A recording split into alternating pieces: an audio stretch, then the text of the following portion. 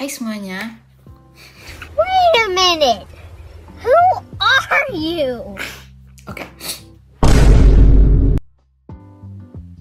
Oke, jadi hari ini aku mau sharing tentang beasiswa yang aku dapetin sejak aku masuk kuliah. Dan aku dapetin 2 tahun lalu.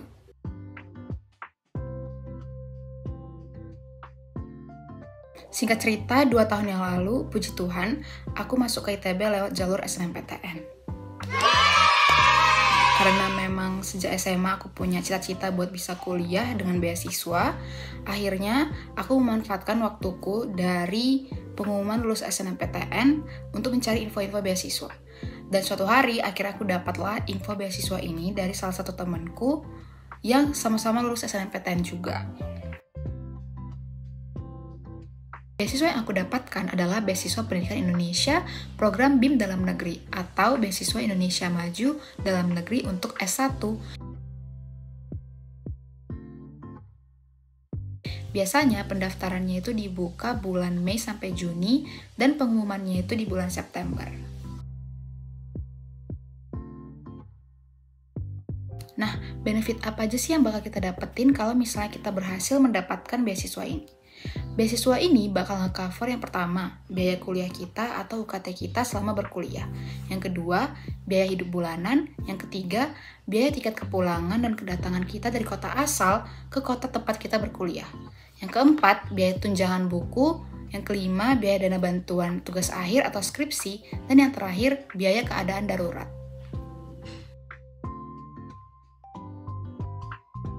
Oke, pertanyaannya adalah gimana caranya kita mendapatkan beasiswa ini?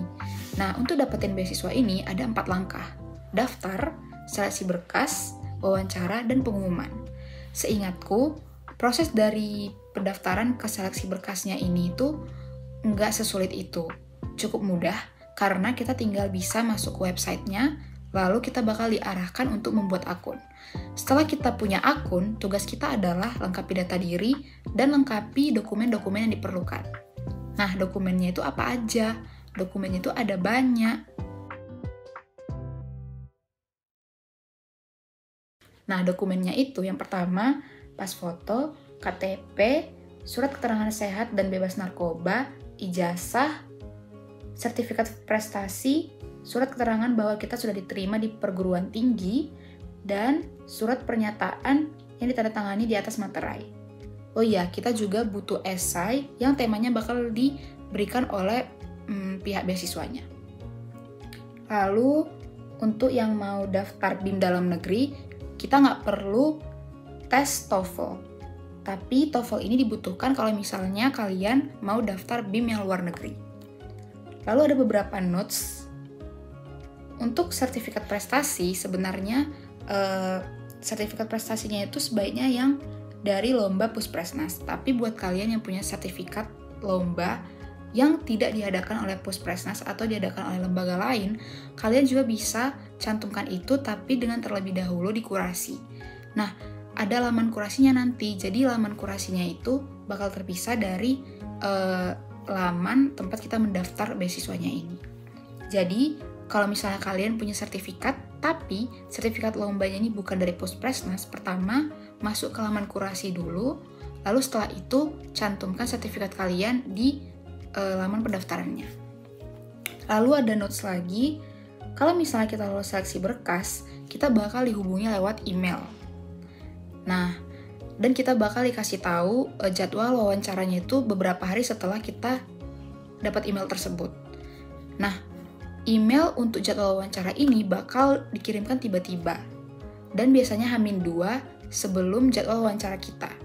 Oleh karena itu, aku menyarankan kalian untuk terus cek email supaya tidak terlambat untuk mengetahui jadwal wawancaranya, karena jadwal wawancaranya tidak akan bisa diubah lagi. Oke?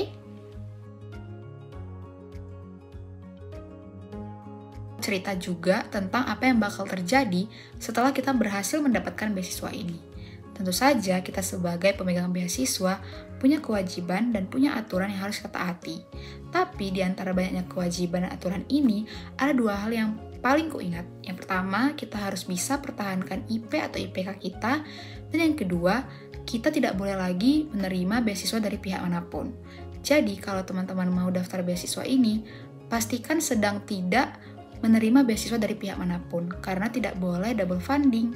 Nah, di setiap kampus juga bakalan ada grup WhatsApp, atau biasanya kami sebut dengan kelurahan, dan bakal ada kepala lurahnya, di mana di sana kita bisa bercerita atau bertanya kalau misalnya ada masalah terkait beasiswa kita selama kuliah.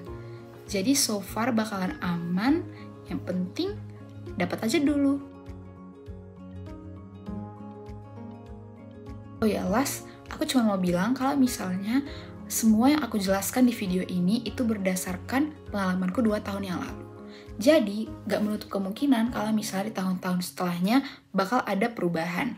Oleh karena itu, aku menyarankan kepada teman-teman semua buat terus update informasinya di website, Instagram, dan baca buku panduannya. Apalagi ya? Aku juga mau menyarankan teman-teman semua buat gak mepet mempersiapkan dokumen-dokumennya. Dan semangat untuk mempersiapkan esainya, semua berkas-berkasnya, dan mempersiapkan wawancaranya juga. Semangat buat teman-teman semua yang lagi mencari beasiswa buat kuliah. Beasiswa ini termasuk beasiswa yang paling worth it, jadi silahkan dicoba. Dan kalau misalnya teman-teman punya pertanyaan, boleh tanyakan di kolom komentar, dan aku bakal jawab satu persatu. Oke, itu aja. Bye-bye.